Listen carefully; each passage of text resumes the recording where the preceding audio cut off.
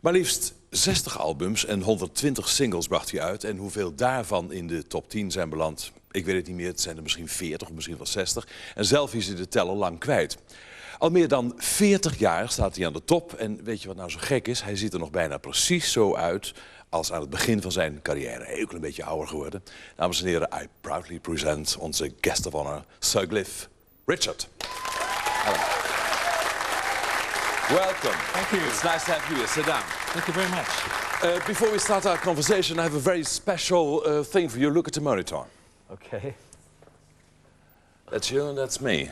35 years ago, yes. Where was it? I don't know. I can't remember. I think the Kurhaus in Scheveningen on a very special night. Fantastic. Well, we've only changed a little bit. Yes, young and handsome, just still handsome. Do you remember? No, not at all. No, I don't really. There's so many times when you see photographs like that and you can't figure out what happened in your life. But I remember, of Do course. you? Oh. Yes, of course. It was a great thing for me that time. Did you interview me? I think so. I don't know. After all these years, you're coming with a brand new album, Real As I Wanna Be. You're more than 40 years now in the business, and they say it's a very unreal world, the show business. Not to me, not to you. But how real is Cliff Richard? Well, again, the title song of the album says it all, really. None of us really tell everything about ourselves, but we choose the moments to present ourselves in the best way we want to be presented. So I'm as real as I wish to be. I've been talking to journalists for 40 years, and I've been saying to many of them, don't expect me to give you all the answers, because none of us tell everything about ourselves, do we? No. Ever. So I'm pretty real. I mean, I live a fairly normal life. I've tried to not allow showbiz to control me. All my closest... Possible? Oh, yeah. Yeah. Well, what you need to do is have a lot of friends who are not in show business. Then you get another aspect of life from different people, and it keeps you in touch with reality. So in that respect, I've been very lucky, because I have a lot of friends, and almost none of my close friends are actually in show business at all. They're professors or teachers, or they work for charitable organizations. Talking about something else. Yeah. Yeah. And I think that's important, really. We need to know that there's another world outside our world. You started your life in 1940, you're 58 now, in India. Your parents were both British, and they talked all the time about the motherland, England. How about those first years in India? Well, I mean, What do you remember? I remember quite a bit, but I was only a small boy. I had my 8th birthday when we arrived back in England. But I can remember things like flying kites. They had a very special kind of kite that flew in very little wind. Yeah. And it was very maneuverable. You could turn it and dive it, and used to have fights. And with the kites, I mean. You could fight with the kite. There was also when Home Rule came. As a child, I was so excited because I thought it was like cowboys and Indians. I could hear gunshots at the bottom of our road. Of course, I realize now that my mother and father were very afraid for all of us, because there was a lot of gunfight, you know, down the bottom of our road. But I just, as a child, thought, hey, this is cowboys and Indians. I'm living in... Because that's all I remember. I've seen black and white westerns of cowboys shooting each other. So all those kind of memories are still with me. And you lived a rich life over there, with a lot of servants? Not rich, but we didn't have to pay for anything. Wow. My father worked for a company, a railway. In the railway, he had the concession for catering, you know, for restaurants on the railway. So he would travel around all the time, and his company paid for our home, paid for our food, paid for all the people that worked for us.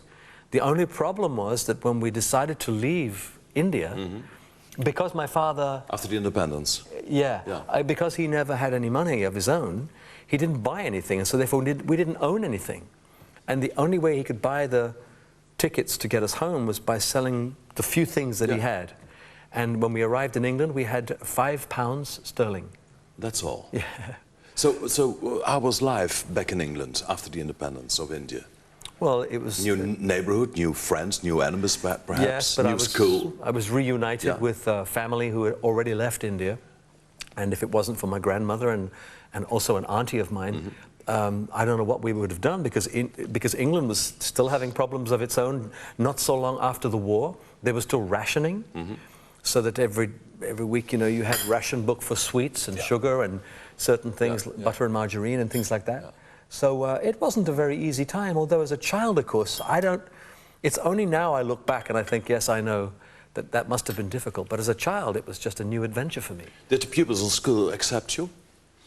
Not at first, no. I must Why have not? had, well, I must have had a very dark color. And Because of the suntanned. yeah, I mean, I'd spent the whole of my life till that point playing out in the Indian sun, and I must have been pretty swarthy. And even now, when I sunbathe, I get quite a good color. Yeah. But at the time, of course, when the other children found I'd come from India, they would call me strange names, and they made the mistake of thinking I was a red Indian, because they used to say things like, "Go home to your teepee." To the wigwam. Yeah, the wigwam. Yeah. So I thought, my father said to me, well, they're stupid people. Ignore them. You became very successful on your 18th with een hit die we allemaal nog kennen, Move It. You were 18 years old at the time. Not quite. I was 17. I was just, I made the record while I was still 17, and I did television while I was still 17, and I did my first tour in 1958, and in October, and I became 18 on that tour. So I was younger than 18 when I made Move It. Your father died in 61. Yeah. What kind of influence had that on your life? Well, it was strange because my father and I was closer to my mother at first. Yeah. And my father was a very dominant man. And so we didn't get on so well as far as I can remember. But when he became ill, we became really close. Yeah. Maybe it's because he became more dependent upon me. I had started to make money, so I was the man who was bringing the money into the home. He was very sick, and so therefore I had to do all the work around the house, making the screws, changing the plugs, and doing things for my mother. And we became very close. So when my father died, it really hurt me, because when I think back now, he missed all the best parts of my career. Yeah. And he was a very big supporter of mine. So I really wish that he had lived longer. You became a convinced Christian after the death of your father. Yeah, well, my father's death, of course, didn't have a direct part to play, but indirectly it did, because, you know, 2 or 3 years later, I was thinking about life and thinking, why am I not really, really hysterically happy? I had everything I wanted: money, fame. I wanted to be like Elvis, and there I was having a career. Girls were screaming at me. And so I began to ask questions, and the more you ask questions, the more you realize that you have to find some answers about God. Either he is there, or he's not there. If he's not there, you can get on with life and try and find something else. But the more I asked questions, the more convinced I became that there has to be a God. My brain is not so strong, my faith is not so strong, that I can be an atheist. For an atheist, I think you have to have a lot of fantastic faith. I have just enough faith to be a Christian.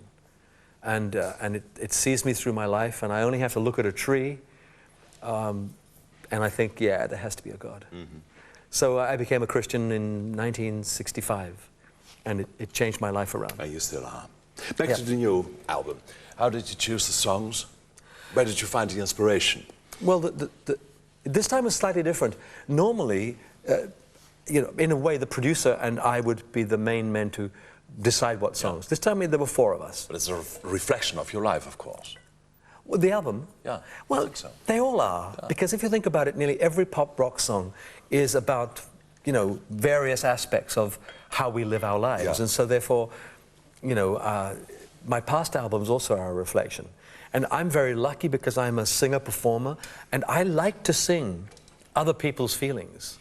But what we did was, there were 4 of us, and what we did, we chose songs, and we were brutal. Even if I started recording some songs, and then more songs came, and they were better, then we threw out the ones from the past. Even if they are good songs, we didn't put them on the album. So I can look people in the eye now and say, well, I have an album, and there are 13 tracks, and 4 of us liked every single one of those tracks. So maybe someone else will like them too. You made me very, very curious about your new work. May I invite you to go to the tiny little stage? Yeah, okay. Okay, thank you for the conversation. Dames en heren, met gepaste trots, met heel veel trots en ook een beetje ontroering vanwege die 35 jaar dat we elkaar niet hebben gezien. Het is toch ook jeugdsentiment. Is hier met Can't Keep This Feeling In. Ik kan dat gevoel niet binnenhouden. Sir Cliff Richard.